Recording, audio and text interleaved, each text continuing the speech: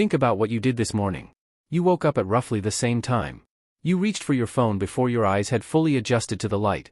You made the same drink, in the same order, in the same kitchen, wearing something close to what you wore yesterday. And then you went about your day.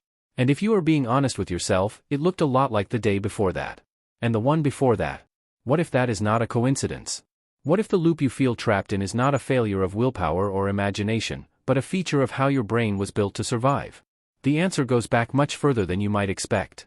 And it changes everything about why you feel stuck, why time seems to speed up as you get older, and why the most meaningful days of your life all share one unusual quality. Your brain is a prediction machine. You have heard versions of this before, but the full implication of it rarely lands. What it means in practice is that your brain does not want to experience the world. It wants to predict the world, confirm those predictions, and move on as efficiently as possible. Novelty is expensive. Familiarity is free. And your brain, above all else, is in the business of conservation. Neuroscientist David Eagleman at Stanford has spent years studying how the brain processes time, and his research reveals something deeply strange. The more familiar an experience is, the less data your brain bothers to record. A new city on your first day there feels electric, rich, overwhelming.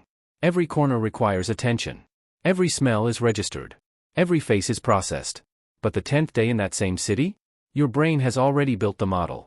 It stops paying close attention. It schemes. This is why a 2-week vacation in a new place can feel longer in memory than 6 months of your regular routine. Your brain has more data points from the vacation. More distinct moments. More entries in the archive.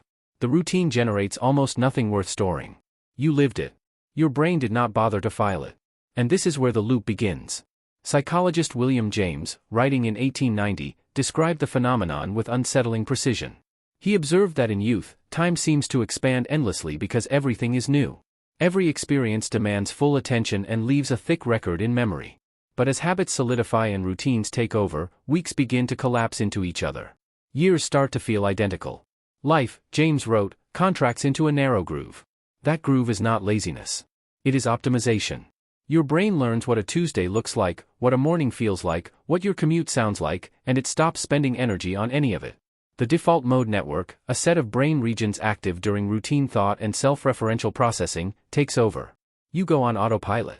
And autopilot, by definition, does not create memories. It just executes the program.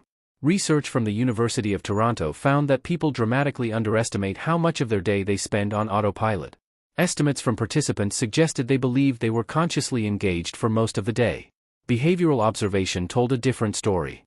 Somewhere between a third and a half of waking hours were spent in automatic, habitual behavior with little conscious awareness.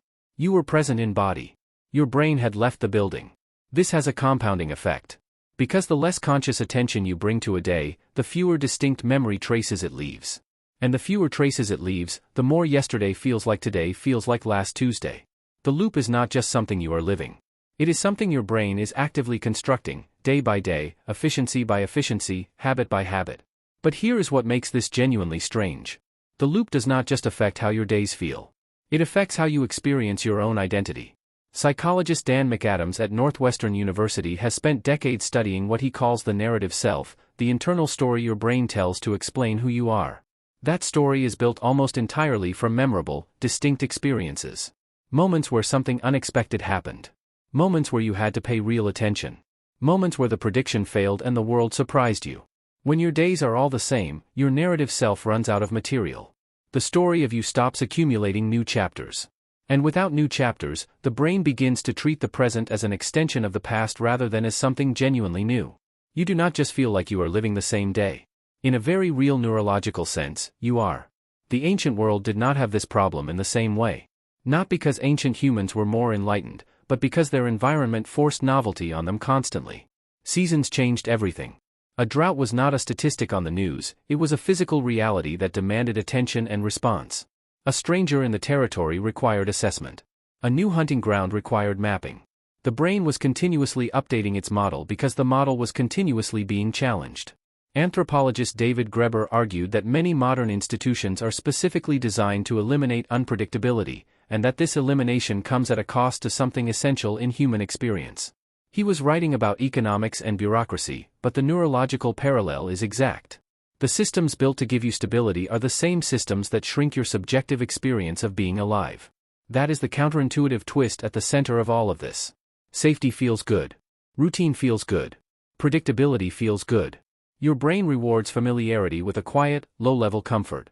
It does not sound an alarm when you stop paying attention. It does not warn you that the weeks are collapsing. It just runs the program, quietly, efficiently, all the way to the end of the year, which arrives somehow 6 months too early. But there is a mechanism that breaks the loop. Researchers studying memory consolidation have found that what distinguishes a memorable day from a forgettable one is not how pleasant it was, or how important it seemed in the moment. It is whether it contained something the brain could not predict. A first time. An unexpected conversation. A route you had never taken. A question you had never been asked. These moments force the prediction system offline, even briefly, and when the prediction system goes offline, the recording system switches on. David Eagleman calls these moments brain time stretchers. They are the experiences that slow perceived time down, that make a single afternoon feel like a week, that leave thick deposits in memory. The brain, suddenly confronted with something it cannot model in advance, pays full and desperate attention. And full attention is what a rich life is made of.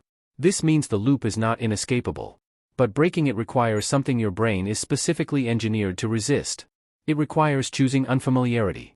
Choosing the friction of a new experience over the ease of a known one.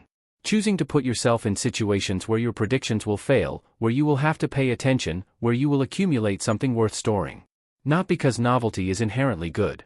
Not because discomfort is a virtue.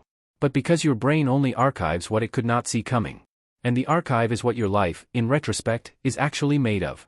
Think again about the most vivid days you can remember. The first day of something. The day everything changed. The day you arrived somewhere completely new. The day someone said something that stopped you mid-sentence. None of those days were comfortable. None of them were efficient. All of them were fully, completely, unmistakably alive. This morning you woke up at roughly the same time. You reached for your phone. You made the same drink. You moved through the same program. And somewhere in your brain, the prediction engine filed it away as more of the same, which is to say, it did not file it at all. The day passed without a trace. And tomorrow, the program will run again. Unless you give your brain something it cannot predict. One thing. One moment. One door you have not walked through before.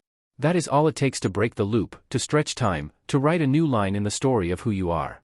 And when you look back at your life, you will find that the days that mattered were never the comfortable ones. They were the ones your brain never saw coming. This morning you woke up at roughly the same time. Whether today gets remembered or disappears completely, that part is still up to you.